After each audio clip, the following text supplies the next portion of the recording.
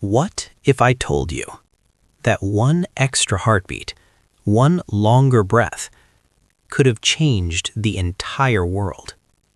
Because Genghis Khan didn't die peacefully in old age. He died in 1227, still conquering, still expanding, still terrifying half the planet. Now, imagine this. What if Genghis Khan lived 20 more years? No retirement, no slowing down, just 2 more decades of the most efficient war machine humanity had ever seen. Yeah, that's not a small what if. That's a timeline breaker. So let's walk through it, slowly, because this gets wild fast. When Genghis Khan died, the Mongol Empire was already massive. China was collapsing. Central Asia had been shattered. Persia was bleeding. Eastern Europe had felt the shockwaves. But here's the part people forget. The Mongols hadn't peaked yet. They were still learning, still adapting, still refining their tactics. And Genghis Khan wasn't just a conqueror. He was the glue. He kept rival sons in line. He controlled succession. He personally chose generals based on skill, not blood. Once he died, things fractured. So now, let's rewind history and give him 20 more years. First big change? Europe doesn't get lucky. In real history, Europe was spared full-scale invasion partly because of timing. The Mongols were already deep into Eastern Europe when news of Genghis Khan's death arrived, and Mongol tradition demanded the princes return east to decide succession. That pause saved Europe. But in this alternate timeline, there is no recall, no political hesitation, just momentum.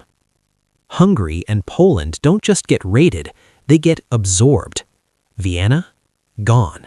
The Holy Roman Empire suddenly finds itself facing enemies that don't fight like knights, don't siege like Romans, and don't retreat like anyone they've ever seen. European castles designed for slow medieval warfare start falling, and panic spreads. Because once fear spreads, Mongol strategy does the rest. Cities surrender without a fight, kings argue instead of uniting, and suddenly Europe isn't the center of the future anymore. It's just another frontier. Now let's jump east, because China doesn't survive this version of history. In real life, it still took decades after Genghis Khan's death for the Mongols to fully conquer China. But if he lives longer, he finishes it himself. No delays, no internal Mongol politics, no divided commands. A unified Mongol Empire crushes the Song dynasty faster, earlier, and more completely. That matters, because China wasn't just land, it was engineers, gunpowder, bureaucracy, shipbuilding. With Genghis Khan alive, those technologies don't slowly trickle into the empire, they get weaponized immediately. Now imagine Mongol armies with earlier gunpowder weapons and Chinese naval knowledge. Which brings us to something almost no one talks about: the oceans.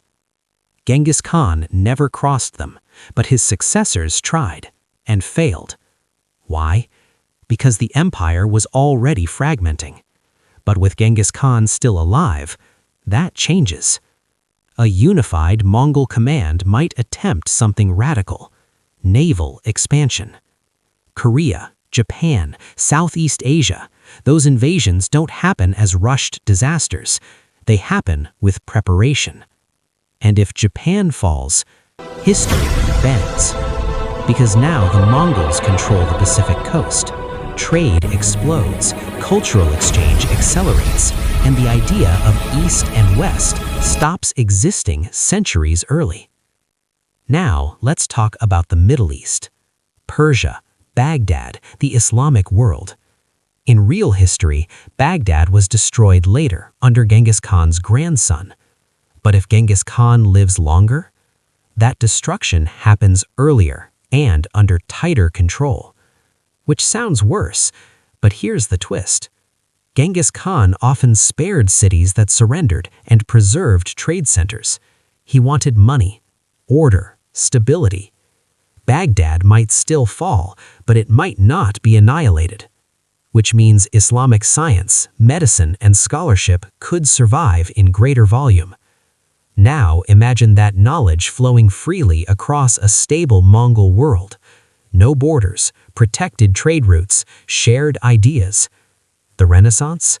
It might start hundreds of years earlier.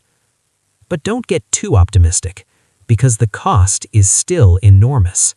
More years of conquest means more destruction. More farmland abandoned, more cities erased, more populations displaced. And remember that eerie fact? When Mongol wars stopped farming, forests grew back. With 20 more years of Genghis Khan, that rewilding intensifies. Entire regions revert to grassland and forest. Carbon drops slightly more, local climates shift. Not because the world is healing, but because people are gone. Now, let's address the biggest internal change: succession. In real history, the Mongol Empire shattered because Genghis Khan died before fully settling succession politics. His sons hated each other, his grandsons competed, civil war followed. But with 20 more years, he has time. Time to eliminate weak heirs, time to enforce law, time to consent a clear chain of command. That alone could keep the empire unified far longer. And a unified Mongol Empire is terrifying, not just because of war, but because of control. A single legal code across continents, a single trade system, a single authority stretching from Korea to Europe. Nation-states might never form the way we know them. Borders might be irrelevant. Modern countries, they might not exist. Now pause for a second, because here's the strangest part. Over time, the violence slows. The Mongols didn't want endless war, they wanted stability that paid. So after decades of conquest, Genghis Khan might actually become less brutal. Not kinder, just efficient. The empire shifts from destruction to maintenance, taxation, trade protection, infrastructure. A world unified under one empire becomes safer to travel than ever before. Merchants cross continents, ideas move freely, cultures mix, and suddenly, humanity accelerates.